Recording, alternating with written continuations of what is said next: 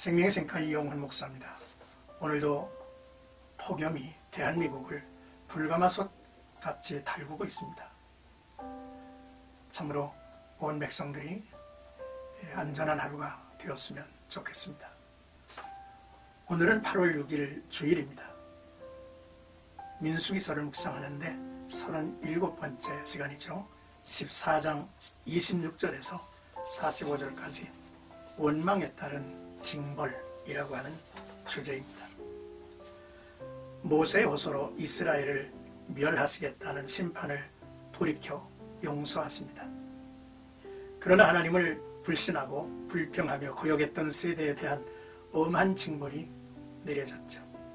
공동체 이스라엘을 광야로 추방하시겠다는 것입니다. 그 자세한 이유와 내용을 말씀하시고 이에 따른 백성들의 어리석은 반응을 본달락은 보여주고 있죠. 먼저 26절에서 38절까지는 내 귀에 들린 대로 내가 너희에게 행하리니 라고 하는 하나님의 말씀입니다. 하나님을 원망하는 백성들의 원성은 줄어들지 않고 점점 더 고조되었죠. 하나님은 너희 말이 내 귀에 들린 대로 내가 너희에게 행하리니 라고 말씀을 하시었습니다. 차라리 광야에서 죽었으면 좋겠다라는 그들의 부르짖음대로 그들에게 행하시겠다고 하신 것이죠. 이스라엘 사회에서 성인은 20세 이상입니다. 그들은 자신의 말과 행위에 대해서 책임을 져야 하는 존재이기에 그들은 모두 그 원망의 말에 대한 책임으로 약속의 땅 가나안에 들어가지 못하고 40년 동안 광야에서 방황하며 죽음의 형벌을 감당해야만 했죠. 20세 이상으로는 여호수아와 갈렙 외에는 가나안 땅에 결코 들어갈 수가 없었습니다.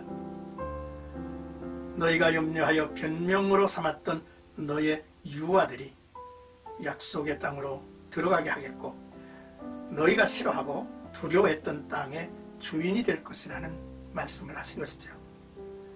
하지만 너희는 광야에서 방황하는 자가 되리라 하신 것입니다. 하나님이 싫어하시면 어떻게 되는지 광야에서 알게 될 것이라고 말씀을 하셨습니다. 애굽에서 가나안까지는 3가지 루트가 있죠. 해안길, 수르길, 세일산길입니다. 하지만 하나님은 가데스 바네아에서 우회시켰습니다. 시내산에서 11개월 가량 머물렀고 이후 7개월이 걸렸습니다. 순종하면 1년 6개월이면 다다를 곳을 불순종함으로 40년이나 멈추게 된 것이죠. 그리고 불신앙적인 보고를 해서 온 회중을 모세를 원망하게 했던 10 정탐꾼들은 곧 하나님 앞에서 재앙으로 죽었습니다. 그러나 여호수아와 갈렙은 생존하여 가나안에 들어가도록 약속을 하신 것이죠. 악인들로부터 의인들을 분류하셨습니다. 이처럼 믿음의 사람 의인은 하나님의 보상을 받게 되죠. 39절에서 45절까지는 여호와께서 너희 중에 계시지 아니하니 라는 내용입니다. 하나님께서는 이스라엘 백성들에게 홍해길을 따라 광야로 들어가라고 하셨지만 그들은 산 꼭대기로 올라갔습니다.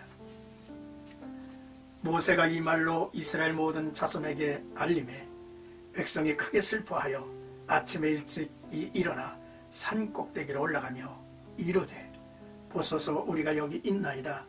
우리가 여호와께서 허락하신 곳으로 올라가리니 우리가 범죄하였음이니이다 라고 했으나 하나님의 심판 선고는 이미 끝난 것이었죠. 이스라엘의 무모한 도전은 불신앙의 연속이었으며 하나님의 말씀을 무시하는 행위였습니다. 모세는 경고하죠. 여호와께서 너희 중에 계시지 아니하니 올라가지 말라.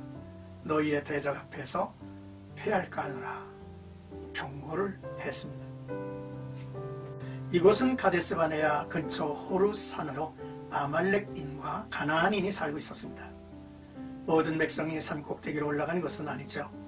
모세와 모든 레위 사람과 하나님을 진정으로 경외하는 일부 백성들은 언약궤가 있는 산 아래에 있었습니다. 산으로 올라간 그들은 아말렉과의 싸움에서 참패를 당하였죠. 출애굽 후 첫 패배였습니다. 그들의 패배는 하나님께 대한 불순종의 대가였고, 이스라엘은 자신의 힘으로 싸우는 나라가 아니고 하나님이 함께 해주심으로 약속을 이룰 언약의 백성임을 확실하게 보여주십니다. 사랑하는 생각가족 여러분, 하나님의 인내하심에는 한계가 있습니다. 모든 말에는 책임이 다르죠. 우리는 함부로 불신앙의 말을 뱉는 사람이 되어서는 안 될 것입니다. 불평은 자신과 타인을 상하게 합니다. 우리들의 마음과 우리들의 언어 생활이 항상 말씀 안에서 긍정적일 수가 있기를 주님의 이름으로 축복합니다.